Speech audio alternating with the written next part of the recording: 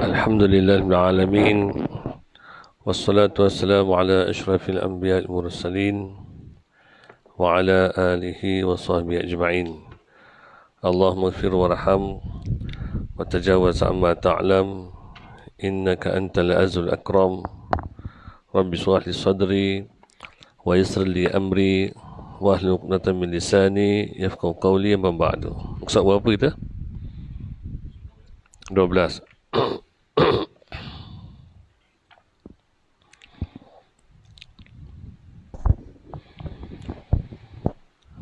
موضوع قال المصنف رحمه الله تبارك وتعالى ونفعنا به وعلومه في دارين آمين.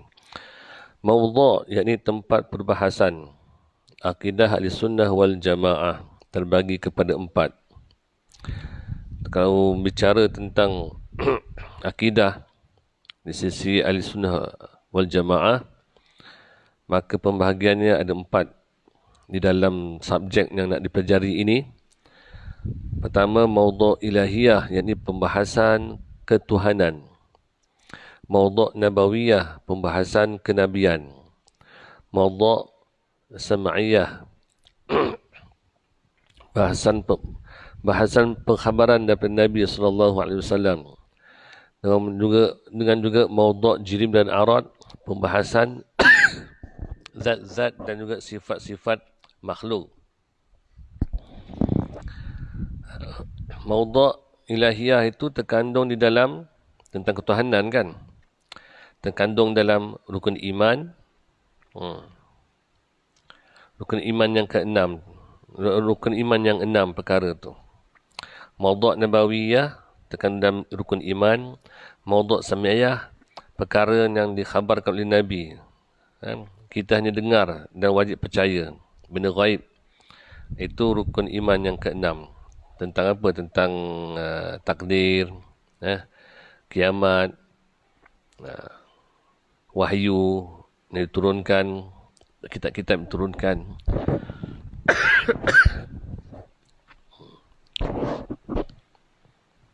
Adapun mawdu' tentang jirim ini, itu bicara tentang dalil akal bagi menetapkan akidah. Jadi keterangan itu percaya kepada Allah Ta'ala dan perkara yang berkaitan dengannya, percaya kepada qada dan qadar, dan perkara berkaitan dengannya, termasuk rezeki lah, rezeki, jodoh, ajal. Ini perlu diyakini. Tapi dilihatkan menangkan ujian kehidupan ini makin mencabar, maka ramai yang gugur, jatuh secara tak sedar, mengeluh hidupnya. Hidup mengeluh. Habis dah mengeluh tu nanti protes lah, salah sana, salah sini dan sebagainya. Apabila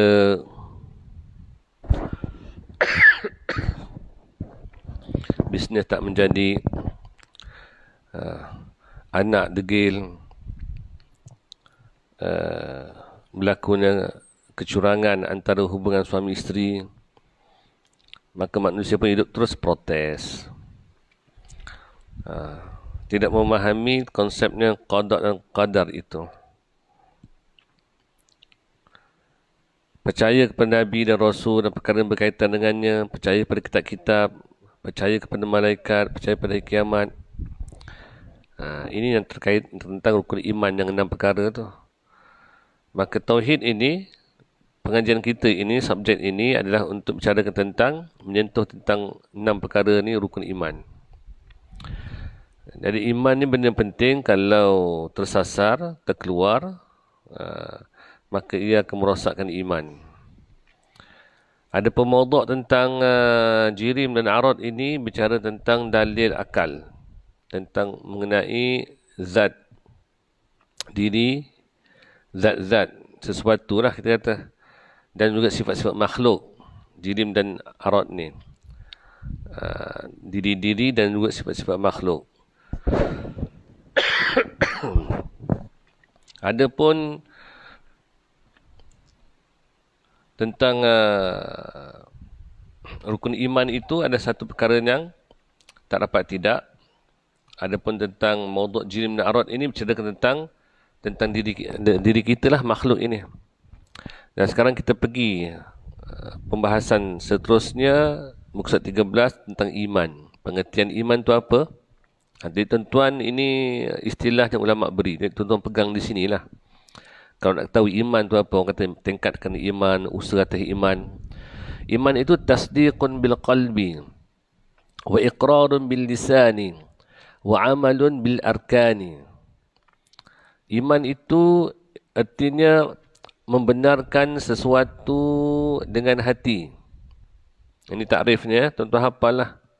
Kalau tuan-tuan nak bercakap depan orang tu, adalah memang berilmu, bukannya dengar-dengar begitu saja. Biar nampak ada ilmu di situ, bercara dengan ilmiah. Tasdiqun bil qalbi wa iqrarun bil lisani wa amalun bil arkani. Membenarkan sesuatu dengan hati, mengaku dengan lidah, dan beramal dengan segala anggota. Itu membenarkan dalam hati, mengaku dengan lidah. Lidah itu mengucaplah kalimah iman tu, syahadah tu, dan beramal dengan segala anggota. Jadi sebab itu Nabi pun bersabda, saksikanlah dengan iman orang yang selalu ulang-alik ke masjid. Saksilah dengan iman orang yang ulang-alik ke masjid. Jadi ciri-ciri orang beriman tu, body language-nya gerak kulu kilir ke masjid. Ya. Kerja landak ke apa? Tikus. Tikus. Naik lift dia, tikus ni.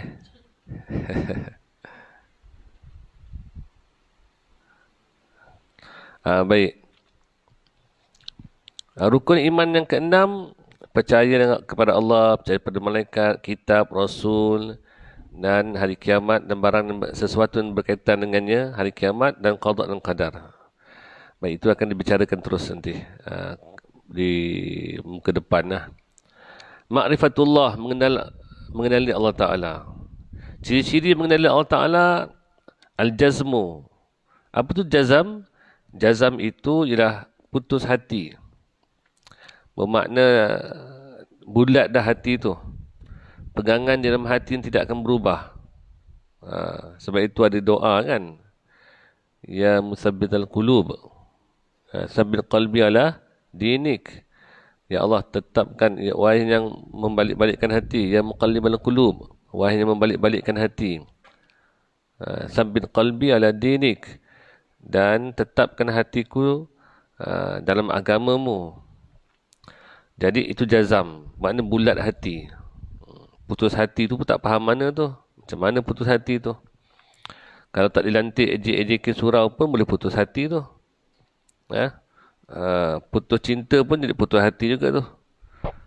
Buat catatan sikit situ. Bulatkan hati kan. Dia tidak berganjak lagi tu. Kalau kita ambil kayu pancang tu dah, pacak tu dah tak bergerak dah tu. Itu jazam, putus. Yang keduanya, al-mutabiqu lil haq, iaitu akidah yang sebenar, yakni akidah al-sunnah wal jamaah. Ini kalau nak ikut manhajnya al-sunnah wal jamaah, inilah dia. Kitab yang kita belajar ini. Lebih bersih, lebih suci, lebih murni daripada bicara akidah yang lain. Seperti Syiah, seperti Mujassimah, seperti Batiniyah. Syiah yang tersasar daripada landasan akidah, yang mana mereka ada yang, Syiah ada beberapa golongan, peringkat. Ada yang ekstrim, sampaikan mengatakan wahyu itu tersalah turun. Sepatutnya turun pada Ali. Dan khalifah selepas Nabi itu sepatutnya Ali, Sayyidina Ali, bukannya Abu Bakar.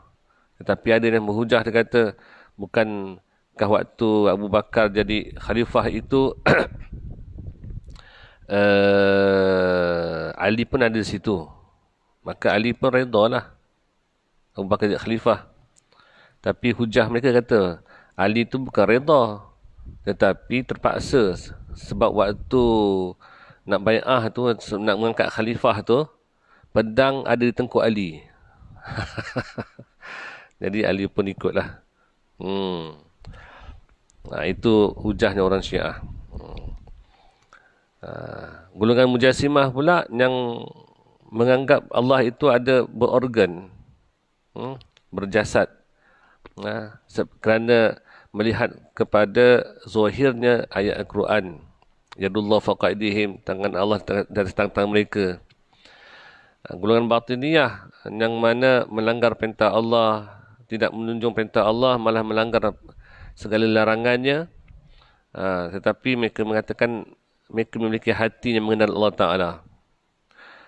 Golongan yang bicara tentang hakikat makrifat, tetapi mereka sendiri pun tak sembahyang. Mereka mengatakan bahawa semua ini adalah kehendak Allah Ta'ala, adalah perbuatan Allah, maka Allah yang letakkan kita dalam maksiat dan mungkar.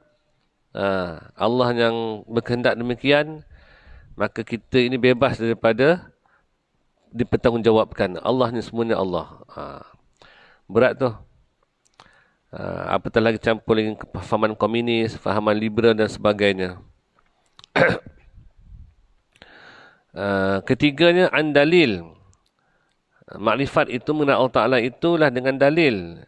Ada mempunyai hujah ataupun dalil, sama ada daripada akal ataupun nakal. Akal ni teori, adapun nakal ni ambilan daripada Quran dan Sunnah, Quran dan hadis.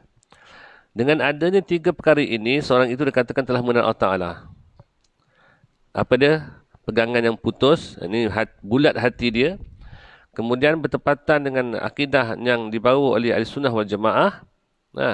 Kalaulah hatinya putus, maksudnya bulat hatinya tak akan berubah lagi, tetapi berpegang pada akidahnya Syiah atau berpegang pada akidahnya Mujassimah, maka itu pun tak bertepatan dengan kehendak dan kata mengenal Allah Ta'ala ini. Dia mesti bulat hati, pegang kukuh, kemudian akidah metodnya Ahli Sunnah wal Jamaah, dan ketiganya ianya berdalil, ada hujah. Jadi kita ni semuanya kena datangkan hujah. Dalam bab fiqah, apabila kita belajar bab fiqah ini, bagi kita orang awam, bukan orang alim, bukan ulama', bagi kita orang awam ini, kita ambil pegang pada satu mazhab saja. Cukuplah untuk buat beramal, bekal kita mati besok di akhirat. Jadi memandangkan kita duduk di bumi yang rata-rata majoritinya mazhab Ahli Sunnah wal Jamaah, baik muftinya, pegawai agamanya, ahli fatwanya, semuanya mazhab Syafi'i, maka kita pun berpeganglah pada mazhab Syafi'i. Jadi tempat kita ada kunut, bacalah kunut. Ada wirid, zikir, doa lepas solat, teruskan. Masyarakat kita dah biasa dengan majlis tahlil, ada kematian, buat. Maka semua itu ada dalil. Tuan-tuan kalau dapat cari kitab yang dikarang oleh Ustaz Mahathir Jol, khilafiyah. Khilafiyah, bermakna khilaf-khilaf dalam furuk dalam mazhab Syafi'i ini, dan bermazhab antara satu mazhab. Jadi situ bagus juga simpan di surau tuan-tuan ni, satu kitab untuk jadi kerujukan. Ada masalah saja buka kitab tu. Dalil ada hujah-hujah dia, tahlil ada hujah-hujahnya, baca kunut ada hujahnya di situ. Hatta letakkan syal atau peridak di bahu itu pun ada hujah dia. Sarban, sembahyang duha. Sebab ada pendapat-pendapat golongan-golongan yang tidak mau bermazhab kan. Mereka mengatakan kita ikut Quran dan Sunnah. Betul. Semua mazhab pun kembali pada Quran dan Sunnah. Cuma mafhum yang difahami daripada ayat itu berbezalah mengikut ijtihad ulama. Kalau tuan-tuan lah diberikan Quran dengan hadis Bukhari Muslim, tuan-tuan boleh buat hukum tak? kata kembali pada Quran Sunnah. Baik, letakkan Quran, letakkan hadis. Buatlah hukum. Tak pandai kita nak buat hukum. Nengok kitab hadis pun tebal, tafsir pun tebal, dah angkat tangan dah tak jadilah. Baru masa dia, baik pergi mancing. Itu orang awam lah. Ulama' ini, renung satu perkara, Quran dah ada dalam kepala. Quran bukan dia hafal. Quran dihafal dengan memahami kaedah nahu saraf, balaghah, grammar bahasa Arab untuk faham Quran tu apa. Kemudian dalam kepala mereka pula dah ada juga hadis Bukhari, Muslim dan sebagainya untuk datangkan hukum tu. Merenung. Itu ulama' punya tugasan lah. Jadi kita ni orang awam ni, ulama' dah berkorban masa mereka, dah siapkan hidangan. Hanya tinggal belajar saja kitab fiqh dan beramal dengannya, ikhlas kerana Allah Ta'ala. Adalah poin di sisi Allah Ta'ala besok nak beri pahala situ. Ada po itu bermakna kita orang awam ni wajib bertaklid lah. Kita tidak beriktikad kita mesti mazhab Syafi'i. Tak boleh beriktikad begitu. Kita tidak beriktikad, seorang itu tidak beriktikad yang itu mazhab Hanafi ke, Hambali ke, Maliki tak. Hatta kita di Malaysia ni, jangan kita beriktikad aku ni mestinya Syafi'i. Tak begitu. Kadang-kadang dalam peramalan hidup kita ini, ada rupa-rupanya orang awam tak sedar perkara ni. Orang alim tahu tapi diam je. Sebab tak perlu nak beritahu semua perkara. Apa dia? Seperti membayar zakat fitrah. Zakat fitrah sisi mazhab Syafi'i itu hendaklah beri dengan makanan asasi. Sumber apa makanan asasi kita ni? Beras. Maka keluar dengan bentuk beras. Bukan dengan nilai mata wang. Yang membolehkan memberi dengan nilai mata wang ini ialah mazhab Hanafi. Oh, fahamlah kita rupa-rupanya partikelnya di negara kita ini ialah dalam bab zakat fitrah bukan daripada mazhab Syafi'i tetapi mazhab Hanafi. Kenapa demikian? Kerana melihat kemaslahatan am, kebaikan untuk seluruhnya, mudahlah kalau bayaran duit ni. Mudah bayaran duit ni. Amil pun mudah. Dalam amil tu gawat, dalam pembetongkat, nak bawa banner lagi letak kat situ lagi. Nak usung beras. Lepas orang bayar beras, pusing belakang penuh beras. Tengok beras pun dah nak tombang dah, campur gawat lagi. Tetapi kalau lah bawa beg situ je, senang. RM1,000, RM2,000 pun dah dalam satu hari tu boleh letak dalam beg. Beg galas dia tu. Lepas tu hanya koyak receipt saja. Selesai. Oh, fahamlah kita. Rupa-rupanya dalam bab zakat fitrah ini, majlis fatwa kita Malaysia memperkenankan, maksudnya membolehkan kita bayar dengan nilai wang. Nilainya wang RM1 itu mengikut nilainya beras, kerana mengambil kelonggaran di situ. Boleh. Macam dulu-dululah orang pergi haji umrah diajar dalam kursus haji itu tahun 80-an kan, awal 90-an, ajar apa? Ajar mazhab. Mazhab Maliki, wuduk dia bagian, mazhab Hanafi wuduk bagian. Jadi nanti kalau nak berwuduk nanti, kita pun berwuduklah dengan sekali wuduk ada di situlah Syafi'i, di situlah Hanafi, di situ Maliki. Kerana apa? Masalahnya kita, apabila kita tawaf nanti, kita akan bersentuh kulit lelaki perempuan. Memang benda tak boleh nak elak tu. Jadi diajarlah mazhab Hanafi. Mazhab Hanafi ni sentuh lelaki perempuan tak batal kulit. Mazhab Maliki pun sentuh lelaki perempuan pun tak batal. Tetapi nanti waktu berwuduk nanti kalau nak ambil mazhab Maliki, kita kena sapu satu kepala. Wajib satu kepala. Tak sah macam kita tolak kepiah sikit. Tak sah. Dia mesti satu kepala. Mazhab Hanafi pula, mazhab Hanafi 1/3 kepala, 1/4 kepala. Mesti basah gini. Paling tidak. Kita gini. Hanafi, Maliki satu kepala kena buat. Justru itu untuk meraih ke mazhab orang lain, kaedah dan mazhab Syafi'i ialah sunat basuh satu kepala. Bila khilaf, di sini kita gini dah wajib dah sunat, dah selesai dah. Tapi meraihkan mazhab lain, maka sunat kita basuh satu kepala dalam mazhab Syafi'i. Kalau kita tak nak buka serban, kita pakai serban, kita sapu atas serban. Tak payah ke depan lagi lah sebab bukan rambut kan. Satu kepala belakang tu. Tolak sini sikit. Yang penting umbun-umbun ni basah kan. Ni basah ni yang wajibnya. Lepas tu nak dapatkan pahala satu kepala tu, pahala tarik sampai ke belakang. Dapatlah bagaikan menyapu satu kepala walaupun tak buka serban sekalipun. Itu mazhab. Bermakna kita ni belajar fiqh mazhab Syafi'i, beramallah dengannya. Cuma ada beberapa bahagian tu rupanya kita beramal dalam bentuk mazhab Hanafi. Jadi kaedah ni untuk orang awam ini, al-amil la mazhab lahu. Orang awam tak ada mazhab bagi dia.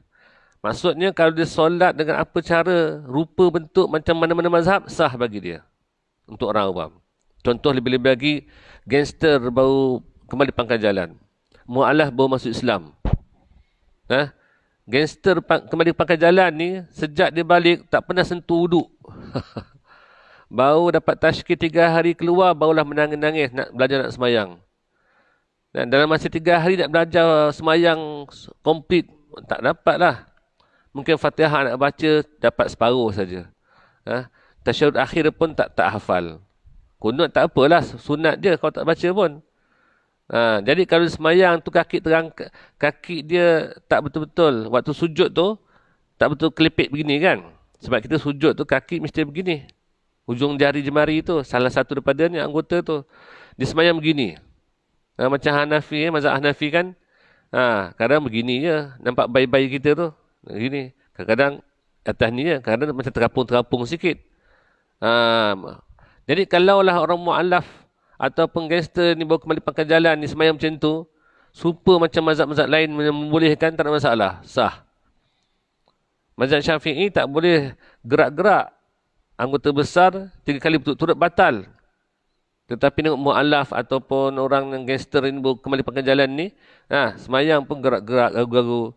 Mazhab lain tak batal. Kalau mazhab lain kata tak batal, semayang ni besar lah. Ini untuk siapa ni? Untuk orang awam. Supaya memudahkan mereka tu.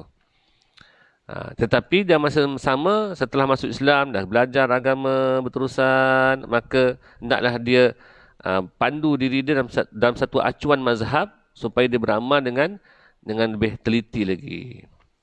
Itu bicara tentang mazhab fiqh.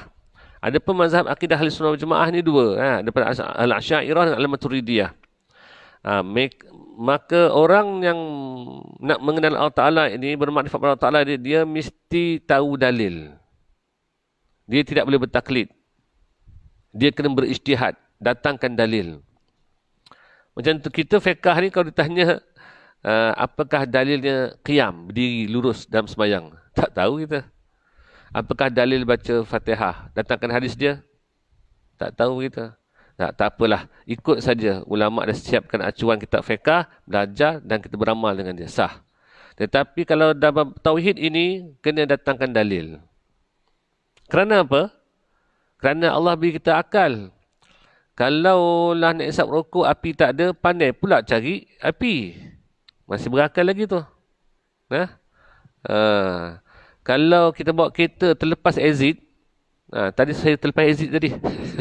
Terlajak sana. Bawa kereta terlepas exit, kita tahu macam mana nak U-turn balik. Akan kena berfikir tu. Bila bisnes online kita, ini cek duit tepi ni, bisnes online kita nampak maju, gaji pokok kita kerja kerajaan pun maintain, naik gaji lagi. Lepas tu ada isteri pun bantu bisnes online, untung. Akal pun berfikir tu nak buka cawangan tu. Maka otak berjalan kan? Berfikir, boleh, pandai. Naik gaji saja dah fikir nak buka cawangan lagi dah. Sekarang ni, gunakan akal untuk datangkan dalil. Kena fikir. Apakah dalil Allah wujud? Berfikir kita tentang Allah wujud tu berpahala. Termasuk daripada bab tafakur, bertafakur. Berpahala. Maka kita kena datangkan dalil. Paling kurang dalil akal. Dalil Al-Quran, hafal juga. Tetapi lebih lupa daripada melekat. Ataupun hafalnya surah, tetapi makna pun ingat lupa. Mungkin macam Qul Huwallahu Ahad. Terjemahannya apa? Demi masa manusia dalam kerugian. Itulah kita. Nak ingat tu payah. Campur dengan kerja kita, rumit sebagainya. Maka kita pun guna akal, dalil akal. Apa dalil Allah Ta'ala itu wujud? Wujudnya alam ini. Takkanlah alam ini ada sendiri tanpa ada pencipta. Apakah dalil Allah Ta'ala itu berkuasa? Ya, wujudnya alam ini. Tanpa kuasa, tak ada wujud pun alam ni. Mesti yang berkuasa, yang lemah tak mampu. Apakah dalil Allah Ta'ala itu berkehendak? Ya, wujudnya alam ini. Kerana setiap penciptaan itu mesti dengan kehendak. Nah, apakah dalil Allah Ta'ala itu melihat, mendengar dan berkata-kata? Ya, wujudnya alam ini. Dan kita termasuk daripada alam. Kita termasuk daripada alam. Maka mana mungkin Allah Ta'ala menciptakan manusia yang boleh melihat, mendengar dan berkata-kata, sedangkan Allah Ta'ala itu pekak, bisu, tuli, mustahil. Oh, bagus. Kalau dapat datangkan dalil akal itu, maka itu sudah mengesahkan seorang itu mengenal Allah Ta'ala, bermakrifat. Nah, tetapi ingat, apa yang kita belajar dalam kitab ini mengenal Allah atas jalan teori, atas jalan ilmu. Maka mengenal Allah Ta'ala atas jalan ilmu ini baru dipanggil makrifat pada akal.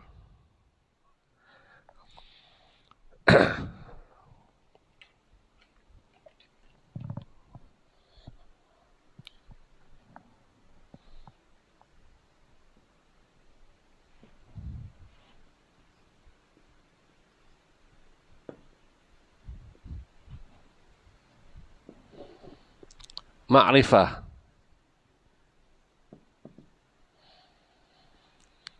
Ada dua. Burhaniyah. Kemudian syuhudiyah. Ma'rifatullah. Mengenal Allah. Mengenal Allah Ta'ala ini ada dua. Satu burhaniyah. Dalil. Melalui dalil. Dalil itu sama ada daripada Al-Quran ataupun sunnah. Ini hadis. Dalil pula dia dua. Ini Quran, sunnah.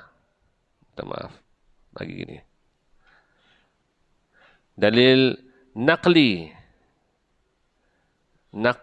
Naqli ni daripada, kalau bahasa Melayu kita, nukilan lah. Nukil tu daripada naqli lah ni. Ambilan. Diambil daripada mana? Daripada Quran dan sunnah. Ini hadis Nabi. Kemudian dalil akal.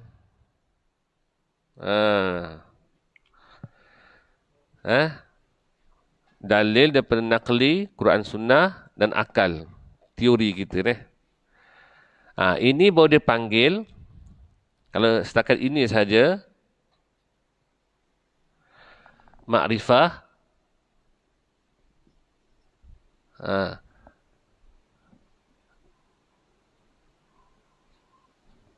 Makrifah pada akal. Mengenal Allah pada jalan akal. Tetapi, ini yang selalu yang diusahakan. Kalau kita nak tingkatkan lagi, nak upgradekan lagi tentang makrifat kita pada Allah Ta'ala, jangan terhenti pada makrifat dalil sahaja, tetapi kepada syuhud, pandang dan rasa. Pandang dan rasa. Mengenal Allah atas jalan apa? Pandang dan rasa.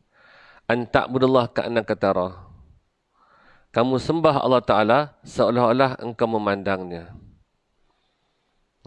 Engkau memandangnya. Bukan pandang dengan mata hati.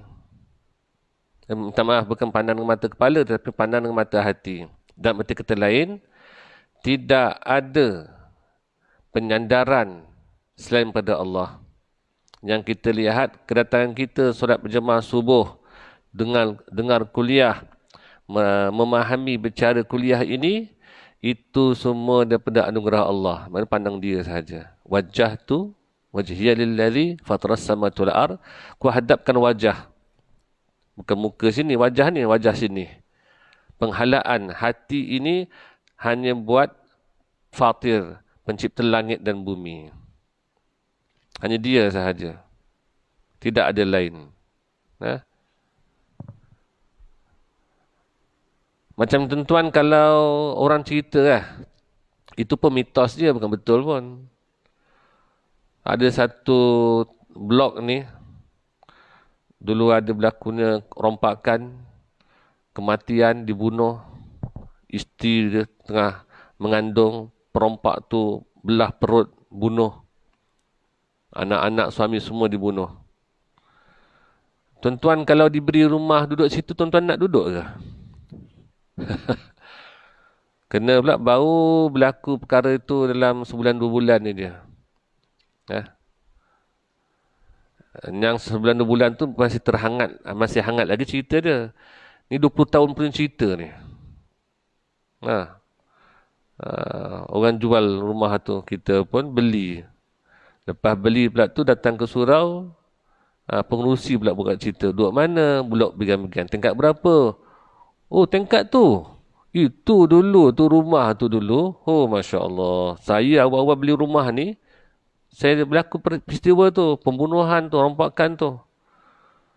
Dengar cerita itu pun, dah 20 tahun pun cerita, lepas tu Pak Imam tu tambah sikit cerita. Aku dulu pernah, dulu-dululah. Sekarang tak tahulah ada ke tidak. Dah jumpa banyak lah, panggil ustaz-ustaz Darul Syifa semua, Darussalam tak ruqyah rumah tu. Tapi lah tak tahan, tuan rumah pun pindah tempat lain. Dulu tu pernah aku balik tu, dengar suara menjerit-jerit, lepas tu macam nampak tangan melambai gitu. Aku baca ayat kursi pun salah. Punyalah takutnya. Jadi si Mamat ni baru pindah ni, merasa tak duduk dalam rumah tu, duduk kat surau ni, rumah Allah Ta'ala ni. Duduk rumah Allah Ta'ala tapi meremang rasa tu. Ketakutan kepada cerita itu. Padahal duduk dalam rumah Allah. Tak rasa takut pada Allah, takut pada makhluk itu. Tengah semayang ni, rumah Allah ni. Nak tidur macam mana malam ni? Allah, Pak Imam pun cerita ni bukan pula. Allah Akbar. Hati sibuk dengan mitos yang diceritakan tu. Sepatutnya kalau ada rumah-rumah seperti itu, tuan-tuan beli. Patut rumah tu harga murah. Rumah banglo kan. Kat KL Tower apa semua tu. Kalau ada kata nak jual 200,000 rumah banglo. Suku ekar. Okey lah tu suku ekar tu.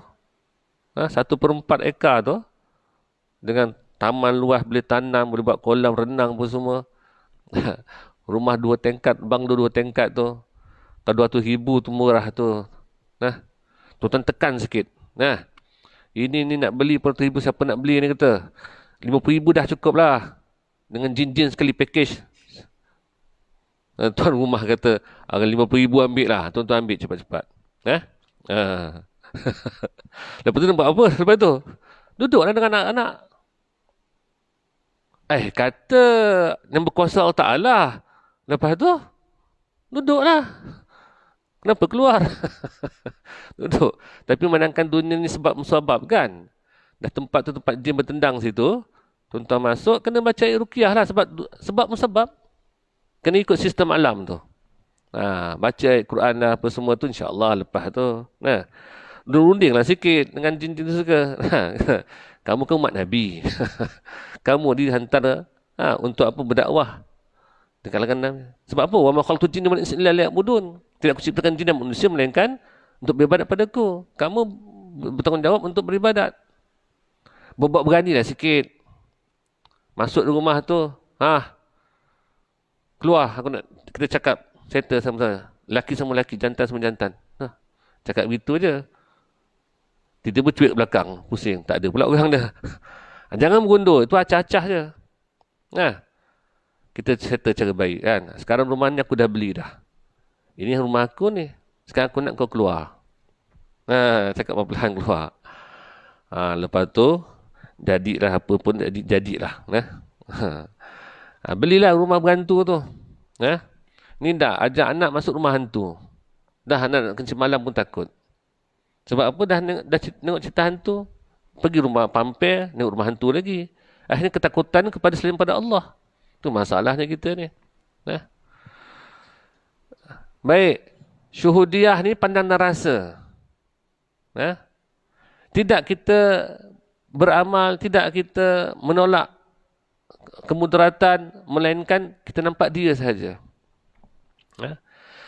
Dan kita sebenarnya dalam bab belajar ni, inilah kita bicarakan. Yang kita belajar ni. Tetapi perlu tidak terhenti di sini saja, tetapi kena ke sini lepas tu. Syuhudiyah. Ini kena ambil jalan zikir lah. Untuk dapatkan tomak nina, hati itu tenang. Kerana Quran sebut apa? Ya ayatuhan nafsul mutmainnah. Irji'i ila rabbiki radiyatan mardiyah. Fadkhuli fi ibadi wadkhuli jannati. Jadi orang yang berada dalam nafsu mutmainnah ini, dia sudah dijamin untuk syurga, jannati. Dan sekurang-kurang tahapnya, nafsunya para sahabat itu, tahap inilah mutmainnah. Sebab sahabat itu radhiyallahu anhum wa radu'an. Bahawa diredai Allah. Mereka meredai Allah. Allah meredai mereka, mereka meredai Allah. Mereka memang jaminan syurga sahabat. Sebab itu tak boleh kita kutuk para sahabat walaupun seorang sekali pun. Berbeza dengan Syiah yang menafikan sahabat, malah mengutuknya isteri-isteri Nabi sebahagiannya. Baik. Jadi sekarang ni mengenal Allah atas jalan dalil yang kita belajar sekarang ni. Tetapi kita nak pindah kepada syuhudiyah, merasai. Kalaulah kita boleh cerita mitos tentang hantu pun orang boleh merasai kewujudannya, kenapa tak cerita tentang Allah supaya merasai wujudnya Allah? Wa huwa ma'akum ainam kuntum, dia bersama kamu di mana saja kamu berada. Kenapa kita tak merasa Allah di mana-mana saja kita berada? Naik kenderaan, keselamatan kita Allah pelihara. Orang duduk di atas bukit, dapat tahu ada banjir di bawah sana, isteri pun berkata kepada suami, untung bang, kita duduk ni tempat yang tinggi. Kesian orang sana tu, banjir rumah dia. Tiba-tiba dengar pula keruntuhan, tanah runtuh. Orang bawah pula berkata, untung bang, rumah kita kat bawah. Kalau kat atas tu, runtuh rumah kita. Bermakna nak selamat kat mana sekarang kita ni? Kat atas pun tak selamat, kat bawah pun tak selamat. Kita ni pun, duduk dalam rumah, tak keluar rumah pun tak selamat juga tu. Berapa ramai orang yang sakit, mati sebab makan lah. Kencing manis, kolesterol, buah pinggang, jantung, macam-macam tu. Kes apa? Kes keracunan makan kita ni. Jadi sebab itulah, mati tu pasti, justru itu buat saja persiapan nak bertemu dengan ilahi. Apa jumpa Allah Ta'ala. Maka persiapan itulah untuk mengenal Allah Ta'ala. Dan dia katakan husnul khatimah, mati kesudahan yang baik, itu apa dia? Mati dalam bermakrifat pada Allah, mengenal Allah. Tak kisah nak mati kat mana pun. Ulama-ulama pun banyak mati di rumah. Banyak mati di hospital sebab sakit dan sebagainya. Nak dapatkan mati betul-betul dalam masjid dengan sujud. Bulan Ramadan, hari Jumaat, malam tu Qadar, di Masjidil Haram tu. Mana nak dapat macam tu, peluang macam tu. Tetapi, tak kisah mati dalam masjid atau peluang masjid, hospital ataupun di rumah, ataupun di jalan raya. Tapi mati itu, mati dalam keadaan bermakrifat pada Allah. Mengenal Allah Ta'ala. Pergantungkan hati kita hanya pada dia sahaja. Ini rasakan ni. Pandang dan rasa. Kita ni kalau jadi dapat memandang itu, syuhud itu pada Allah Ta'ala, musyahadah, kita kan jadi beradab. Macam kita lah bawa kita laju, BMW kan. Kenapa bawa 80? Bayar mahal, beli mahal. Tekanlah 200. Baru nampak BMW-nya. Nah, tekan 200. Tiba-tiba orang sebelah kanan kita beri lampu. Tiba-tiba dia pelan. Jadi beradab kan?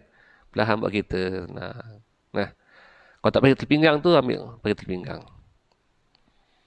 Bila makin dekat dengan jenjantas tu, jembatan tu, makin perlahan lagi. Tengok tak ada apa-apa, lepas jembatan tu, tekan ambil semula. Sebab apa? Waktu diberi isyarat, rasa macam ada. So, kita perlahan. Tapi bila lepas jembatan, tak ada pun, pecut lagi. Kan? Begitulah juga apabila kita merasa Allah bersama kita, beradab kita nak mengatur orang tak berani tu. Sebab apa? Allah ada bersama kita. Nak melihat yang haram tak boleh tu sebab Allah melihat kita. Nak mendengar yang haram tak boleh sebab Allah bersama kita. Nak marah tak jadi marah. Orang blok kita. Nak maki, nak pecahkan pintu orang tak berani lah tu. Sebab apa? Ini pun semua takdir Allah Ta'ala. Yelah, kucing berak kat kasut kita. Kita nak pergi kerja ni. Kucing berak dalam kasut tu, senang molek dia buat acuan situ. Nak marah siapa kita ni? Yalah, pakai kasut lain lah. Kasut itu dah satu-satu kasut kerja yang ada. Kasut sukan pun kasut sukan lah. Atau pinjam dari siapa punya kasut. Masih boleh settle lagi masalah hidup kita ni. Anak-anak degil, suruh mengaji tidak, sekolah pun tak nak, tidur main game saja. Duduk kurung dalam bilik. Tak tahu keluar saya nak cik makan. Mak, masak dah. Itulah anak kita. Jumpa ustaz, pegangkan kepala, pegangkan dada.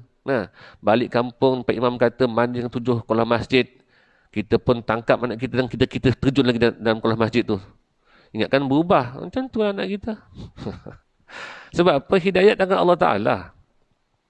Hidayat tangan Allah. Bukan tangan kita. Kita ada usaha-usaha gitu je. Kalau boleh, boleh. Tak boleh, dah selesai masalah. Hakikatnya Allah Ta'ala belaka.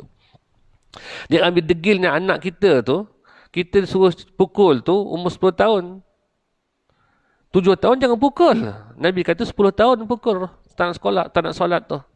Dan apa sajalah perintah agama yang dilanggar, 10 tahun berotan. 7 tahun tu tak boleh rotan tu. Tapi kalau kerana dah marah, tak nampak Allah di situ, kita akan melanggar perintah Allah. Kita akan rotan anak kita sebelum umur 10 tahun. Acah-acah bolehlah sikit itu. Jangan 7 tahun. Tetapi bila dah meningkat usia 15 tahun, tak ada rotan lagi dah. Kita akan jadi anak ni sebagai kawan, teman je. 7 tahun pertama jadikan sebagai hamba. Fasad kedua, 7 tahun kedua, 1 sampai 14. 1 sampai 14 jadikan dia sebagai hamba. Hamba ni arah, gertak. Malah dapat pahala si ayah tu menggertak anak dia untuk taat pada perintah Allah Ta'ala. Cepat sikit. Ketuk meja. Bawa urutan. Cepat sikit. Sebab itu Nabi dirahmati orang yang menggantung rotan ataupun tali cambuk dalam rumahnya untuk mendidik anak isteri dia. Dirahmati, dapat pahala kalau rotan tu. Tetapi rotan cara syarak, tidak mengangkat ketiaknya tinggi hanya sekadar untuk memberi pengajaran. Tak. Hingga kan isteri kalau engkar perintah Allah Ta'ala pun disuruh pukul kan. Mula-mulanya kita asingkan tempat tidur. Degil lagi barulah kita rotan. Tapi musim hujan ni, bulan November, Disember ni hujan-hujan ni, nak asing tempat tidur, suami pula yang merana. Tak jadi. Tak jadi. Ingatkan nak asing tempat tidur supaya isteri tu lebih taat lagi. Pun tak juga. Jadi, kalau dah marah sangat tu, setentu diangkat meja terus pecahkan terus. Itu kan dalam syarak. Dipukulnya isteri, dipukulnya anak dengan cara sepak terajang, itu dah keluar dari syarak. Anak umur dah 15, fasa ke-7, fasa ke-3 pula, 15 sampai 21, itu kerjakan kawan, teman. Ajak berbual, berbincang. Ada masalah, berbincang. Nasihat. Tak makan juga, tak jalan juga. Teruskan. Baru ni orang tanya, Ustaz, saya Nak nasihat ni anak cucu kita macam mana? Kita kena terus nasihat ke atau macam mana? Ya, nasihat berterusan, dakwah berterusan. Tentang hidayat jangan campuri, itu urusan Allah Ta'ala. Ada seorang murid, dia berdakwah, pergi ke Melaka, pergi ke Singapura, pergi ke Indonesia. Masya Allah, dakwah diterima. Tiba-tiba ada satu tempat dia pergi, ada orang turunkan banner dia dan dilarang masuk masjid untuk berdakwah, untuk bertausiah ceramah. Mengadu pada guru dia, Syekh, saya banyak tempat-tempat saya berdakwah, orang terima dengan baik. Tapi ada satu tempat tu diturunkan banner dan dihalang saya masuk masjid untuk berdakwah, untuk memberi tausiah, memberi ceramah. Maka guru pun berkata, itulah baru betul-betul dakwah. Kenapa? Kerana kamu diusir daripada masjid itu, serupa dakwah kamu dengan dakwah Nabi. Nabi dakwah kena usir, kamu pun dakwah kena usir. Dah bertepatan sunnahnya itu. Yang lain tu belum lagi dakwah. Oh, boleh faham tentang dakwah. Setelah beberapa tahun dipuji-puji, diangkat-angkat. Rupanya itu belum dakwah lagi. Dakwah, hakikat dakwah tu memang dikata, disindir, diuji, diusir. Barulah kata dakwah. Jadi kita nak berlatih bagaimana semuanya itu memandang pada Allah. Kita tak pakai tali pinggang, pakai handphone lagi, set rokok lagi, seat pun tolak ke belakang, kaki tu letak kat steering. Tu cara bujang buat kereta. So, nampak polis. Kalau nampak polis, pakai tali pinggang, letak handphone, turunkan cermin. Assalamualaikum cik. Oh, warak sungguh beradab. Setelah ternampak. Bila hati ini ternampak Allah lah segala-galanya, kita kan jadi beradab. Ya. Nak marah, tertahan lidah. Nak mengata, tertahan. Nak berhasad dengki, tak boleh. Sebab apa? Semuanya Allah. Jadi kita akan jadi beradab di situ. Sebab itulah, hakikat dakwah itulah membawa manusia kepada Allah. Bukan membawa manusia kepada partinya, ataupun tarekatnya, ataupun mazhabnya, ataupun jemaahnya. Kalau bawa pada jemaah, bawa pada makhluk. Dakwah bawa pada mazhab, bawa pada makhluk. Dakwahnya kepada tarekat, bawa pada makhluk. Dakwahnya kepada parti, bawa pada makhluk. Dakwahnya kepada syekh, bawa pada makhluk.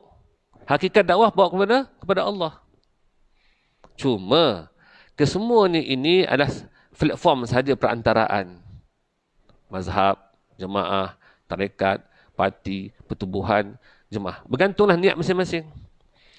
Kalaulah jemaah itu, mazhab itu, tarekat itu, parti itu, pertubuhan itu, niatnya memang targetnya bawa pada Allah, dia akan pergi ke situ. Kalau tarekat itu, contoh tarekatnya, lalu tarekat lah yang dikatakan nak cucikan hati orang ni. Tapi kalaulah terkait dengan ilmu kebal, pembomohan, sibuk nak kasyaf, nak karamah, itu pun bukan jalan tarekat yang sebenarnya. Hakikatnya tarekat itulah bawa manusia kepada Allah. Jadi pengajian kita di sini nak cerita tentang sifat-sifat Allah supaya nak pergi pada Allah lah, nak kenal Allah Ta'ala. Kita kena kenal lah yang kita sembah ni. Boleh sempurna dia kata iyyaka na'budu. Iyyaka na'budu. Kalau ayat itu na'budullah. Kami sembah Allah, betul. Tetapi perkataan Allah tu telah diletakkan depan. Ditukar kepada iyyaka, ka ni merujuk kepada Allah. Kalau na'budullah, kami sembah Allah, betul ayat dia, grammar ni betul. Tetapi di sini iyyaka na'budu, akan engkau kami sembah. Bermakna nak fokuskan kepada iyyaka ni, Allah. Sembah siapa? Sembah Allah. Dalilnya apa? Wa ma khalaqtul jinna wal insa illa liya'budun. Tidak aku jadikan jin dan manusia melainkan untuk melainkan mereka menyembah aku, menyembah Allah. Wa ma umiru illa liya'budullaha mukhlishina lahu din hunafa. Tidaklah mereka itu diperintahkan melainkan untuk menyembah Allah dengan ikhlas. Ibadat hanya sembah Allah. Tuan-tuan lafaz subuh, solat subuh tadi macam mana? Usalli fardhu subhi rakaatain dan makmuman lillahi ta'ala. Kerana Allah. Tak sebut li jannati firdaus, kerana syurga firdaus. ataupun 27 kali ganda. Kerana urusan pahala, urusan ganjaran, urusan Allah, tak perlu campuri. Seperti mana kita bekerja, tentang beri gaji itu urusan bos, urusan majikan, bukan urusan kita. Urusan kita ialah ikut saja prosedur pekerjaan kita, datang pukul berapa, balik pukul berapa, tunaikan apa, hak apa, sebagainya, jalankan saja. Itu tugasan kita sebagai staf. Ada pun tentang gaji, itu urusan bos. Menurut kita, jalankan saja urusan kita, menjunjung perintah Allah Ta'ala, menjauhi segala larangannya, tentang pahala tak perlu campuri. Nah, jadi kita nak upgradekan kefahaman kita dalam beramal ini, sembahyang duha itu bukan tarik rezeki, sebab rezeki telah pun siap. Justru itu untuk apa? Sunnah Nabi diamalkan sembah Allah, selesai. Ya. Tuan-tuan baca, maklumlah, terikat dengan hutang sikit. Habis terikat dengan hutang ni, nak jalan keluar pun, kita pun carilah. Ustaz ada tak amal-amal apa-apa boleh lepaskan hutang ni, mudahkan rezeki, sebab hutang banyak ni. Takut-takut nanti mati akan berhutang. Maka kita pun minta, ustaz pun dah orang minta, berilah. Baiklah kamu baca, Ya Razak, Ya Razak, Ya Razak, pemberi rezeki. Ya Ghani, Ya Ghani, Ya Ghani, yang maha kaya. Akhirnya kita pun beramal lah tu. Dalam kita beramal tu, Ya Ghani, Ya Ghani, sebut nama Allah. Tapi dalam hati ni, dalam otak dia hanya fikir, nanti hutang dapat selesai, oh lega. Nanti dapat rezeki lebih, nak bawa mak pergi umrah, haji. Itu ingat Allah ke ingat apa tu? Mulut sebut Ya Ghani, Ya Ghani, Ya Ghani. Ya Razak, Ya Razak, Razak. Tapi dalam otak duduk fikir, mengatur. Nanti nak bayar hutang tu, bayar hutang. Itu macam Tuhan juga yang mengaturkan urusan kita ni. Dah macam Tuhan dah. Jadi sebenarnya ibadat hanya sembah Allah sahaja. Tentang amal lah serawat banyak mana pun. Untuk Allah. Zikir untuk Allah. Bukankah kita hari-hari baca dalam solat begitu? Inna solati, solatku, wa nusuki, ibadatku, wa mahyaya, hidupku, matiku, lillah, Rabbil alamin. Hanya untuk Allah. Jadi ibadat untuk Allah Ta'ala sahaja. Tentang pahala yang diceritakan oleh Nabi itu untuk memberi motivasi pada kita datang pada amal. Di saat mana kita beramal, sembah Allah. Kita lemah. Dengar saja pahala 27 kali ganda, kita pun semangat nak beramal. Ketika mana angkat takbir, lillahi ta'ala. Bukan kerana 27 kali ganda. Benar. Melalui perantaraan sebab sahaja. Pisau memotong. Pisau itu sebab, ada potong itu musabab. Tapi i'tiqad kita pada musabib, bukan sebab dan musabab. Sebab ubat. Kesan daripadanya, musababnya apa? Sembuh. Tetapi sebab dengan musabab tu masih ciptaan Allah, bukannya Allah. I'tiqad kita pergantungan pada musabib. Musabibul asbab. Yang ini Allah Ta'ala tu. Maka ulama beri kita amalan. Kamu ada hutang. Okey, tak apa, aku beri amalan ni. Okay. Kita berzikir, wirid-wirid tertentu, itu sebab. Hutang pun selesai. Itu musabab. Tapi hakikatnya, i'tiqad kita di mana? Pada musabib. Bukan pada sebab dan musabab. Jelas gitu ya? Okey. Ulama berkata, selesaikan masalah umat dengan dakwah. Dakwah sebab. Umat jadi baik, musabab je. Tapi i'tiqad kita pada musabib. Bukan pada sebab dan musabab. Kerana ada orang dapat hidayat juga tanpa sebab. Sebab Allah buat satu perkara itu, sama ada dengan sebab, berbetulan dengan sebab, ataupun berlawan dengan sebab. Ataupun tanpa sebab. Contoh seperti Nabi Allah Ibrahim kan. Api adatnya membakar, tetapi berlawanan. Daripada panas bertukar sejuk. Itu kan berlawanan sebab tu. Tongkat boleh belah laut ke? Tak boleh. Tapi berlawanan sebab tu. Diperintah untuk pukul, maka Nabi Musa pun pukul, terbelah lorong. Yang membelahnya, yang membolehkan lalu tu, ya, musabib itu. Bukan musabab, bukan sebab dan musabab. Jadi sebab itu kita kena belajar tauhid. Ya. Guru mengajar sebab. Muridnya faham, kesannya begitu, musabab. Adapun hakikatnya, yang beri faham tu musabib, bukan ustaz. Jelas itu ya. Tuan-tuan bekerja. Istilah bahasa manusia ni berkata cari rezeki. Tuan-tuan bekerja, tu sebab. Dapat gaji, musabab, kesan daripada sebab itu. Tetapi yang beri kita rezeki itu musabib. Etikot kita pada musabib. Bukan pada sebab dan musabab. Bukan. Di situlah berlakunya syirik khafi. Kalau kita bergantung pada sebab dan musabab tersebut.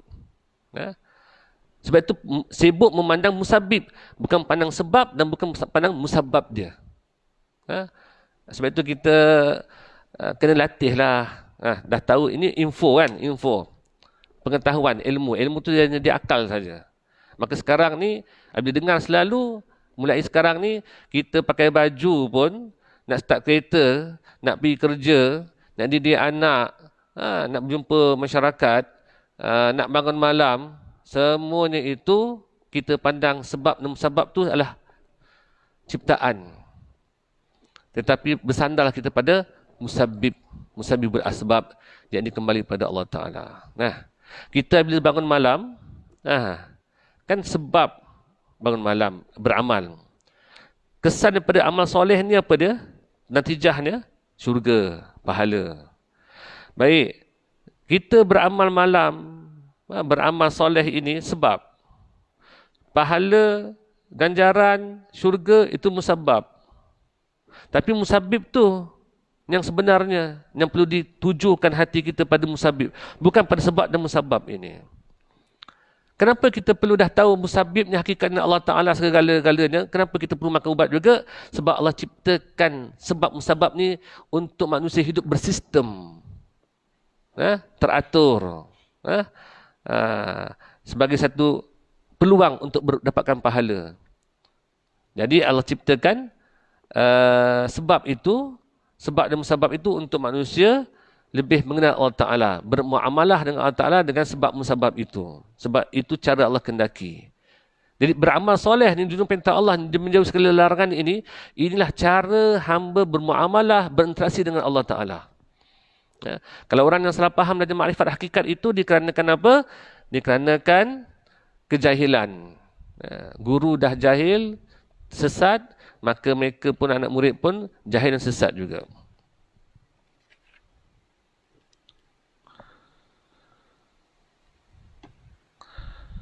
Oleh kerana sesuatu perkara itu hanya dikenali dengan sifat-sifat, maka dah wajib mengetahui segala sifat-sifat Allah Ta'ala. Wallahu a'lam bissawab. Nanti sambung lagi muka surat 14 lah. Jadi tuan-tuan, kita ni tidak ada target nak khatam bila. Yang penting dalam pengajian itu, apa yang terlintas, apa yang terkeluar daripada lidah saya ini, itulah dia yang perlu kita amat-amati. Jadi kita tak ada target bila khatam kitab ini, yang penting kita belajar sampai khatam. Selalu setengah-setengah orang awal-awal buka kitab, Ustaz, ni berapa lama boleh khatam Ustaz? Jangan tanya berapa lama boleh khatam.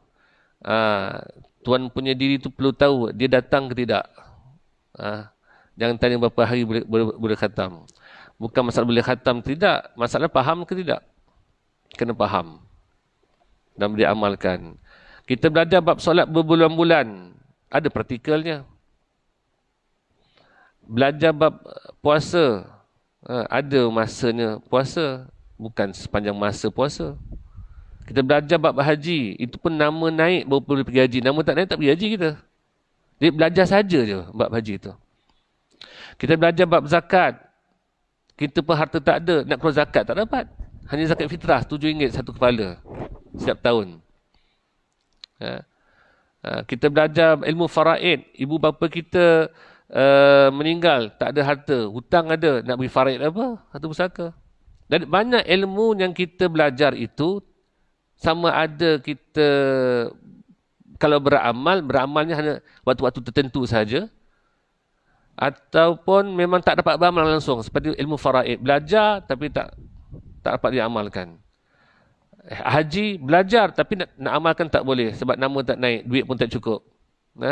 Zakat pun belajar zakat ternakan, zakat bisnes, zakat apa semua, tapi bisnes apa? Tuan-tuan makan gaji. Ternak apa? Nak kata ternak lembu, kambing kat tengah-tengah bandar, mana ada? Kalau anak ramai pun tak dipanggil ternak anak, tak ada zakat situ. Jadi belajar bab zakat, nak amal tak boleh. Belajar bab solat, satu hari cuma 5 waktu je. 1 rakaat 1 minit. Kalaulah 1 minit ya. Bermakna 17 rakaat 1 hari itu 17 minit lah.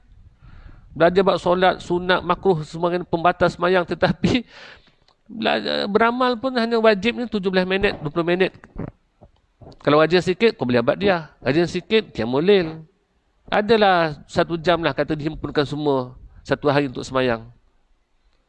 Tetapi apabila kita belajar ilmu tauhid, setiap nafas dan naik turun itu wajib mentauhidkan Allah. Tuan-tuan nak ambil makanan pun di situ ada tauhidnya. Tuan-tuan naik kereta pun di situ ada tauhidnya. Tauhid itu mengesakan. Kita esakan Allah Ta'ala. Kita berkeluarga, kita berdakwah, kita belajar, kita beramal. Semuanya di situ ada tauhidnya, mengesakan Allah. Tidak ada lain. Jadi, nafas naik, nafas turun, wajib mengesakan Allah. Bergantungan pada Allah, bulat pada Allah. Mudah-mudahan dengan selalu dengar ini, hati kita pergi pada Allah lah, harapnya begitu. Sebab tiada satu pengajian yang lebih banyak menyebut nama Allah, sifat-sifat Allah, melainkan pengajian tauhid lah. Kalau belajar fiqh, hukum hakam, khilaf. Tetapi kalau belajar bahasa Arab, hanya bicara tentang bahasa. Kalau belajar sirah, mencerita tentang sirah, sejarah. Tapi kalau belajar tentang ilmu tauhid ni, daripada awal sampai akhir pengajian, kalau sejam-sejam lah, tak tahu berapa banyak sebutan Allah disebut.